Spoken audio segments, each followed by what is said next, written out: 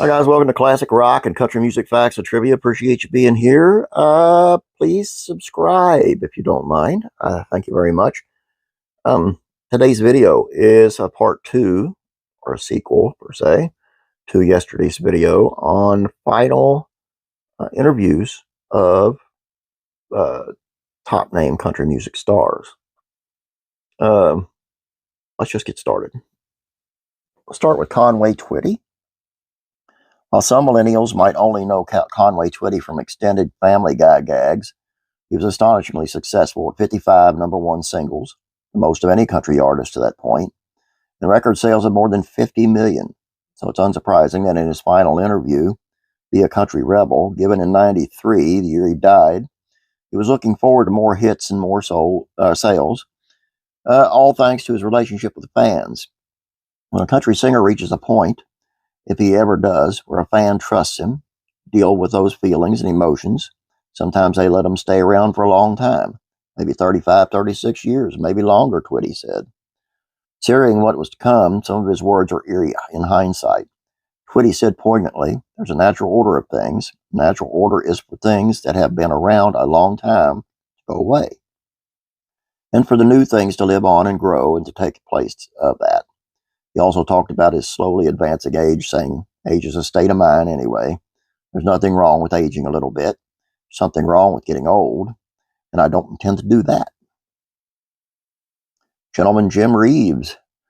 He was one of country's biggest stars in the 50s and 60s. He might have gone on to be successful with new music in later decades as well, but tragically he died in a plane crash in '64. Reeves was piloting a small plane, and his only passenger was his manager, Dean Manuel. When they hit a severe storm, I believe Reeves got disoriented, ending in a deadly crash. He was 39 years old. Reeves obviously had no idea his time was almost up when he gave what would be his final interview.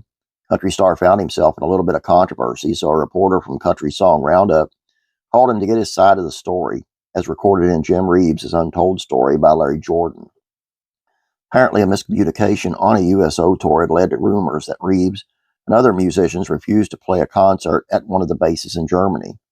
Reeves quickly explained that wasn't the case at all, and that playing at the base had never been on the itinerary.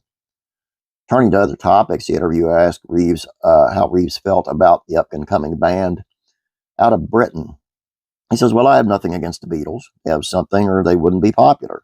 They can sing, they can play, and their hair is long. They have talent, brains, and direction. My place is not with the Beatles, or even in their category of music.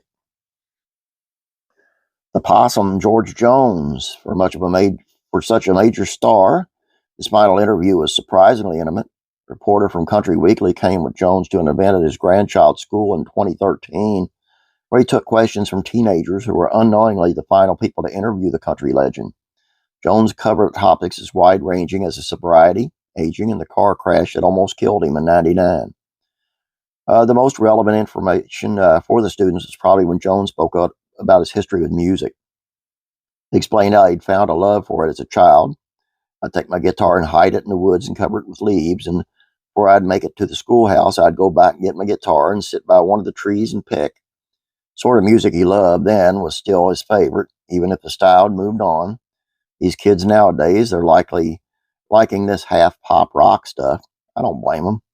Everything changes every few years, but I'll always love the traditional country music. And they have the right to like what they want to like. And I'm sorry, I don't like it. I like some of it, really do. But most of it sounds a lot alike. Mr. Charlie Pride.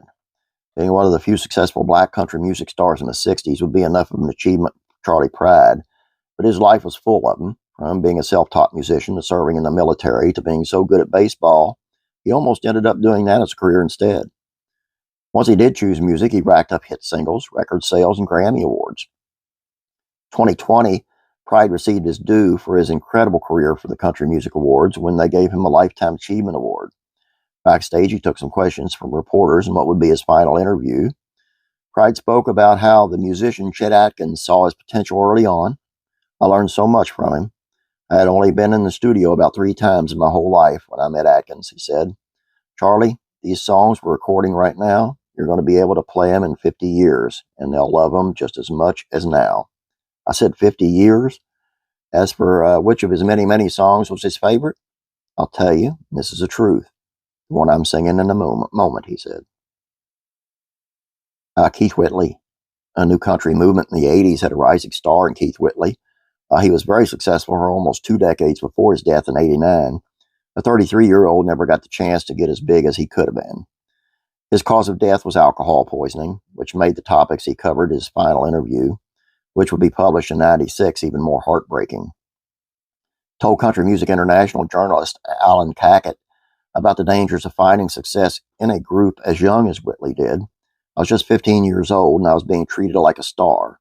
The demands of touring contributed to his addiction issues. He said the road work was real tough. We had to stay in cheap motels, 4 or 5 to a room, and often we'd travel 500 or 600 miles between dates. Yes, that was when I started to drink. We all did. When I hit the bottle, I didn't stop until it was all gone. Musician said his drinking kept his career from moving to the next stage more than once. Every time I'd get close to something happening, I'd get drunk. It took me a long time to realize that my drinking had become a problem. And there you go. Hope you guys are enjoying these, as I have enough for another one for tomorrow, if you are.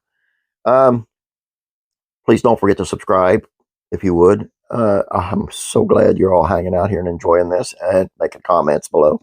Don't forget to give us a thumbs up if you like what you're seeing. Have a great day. God bless you, and I'll be praying for you.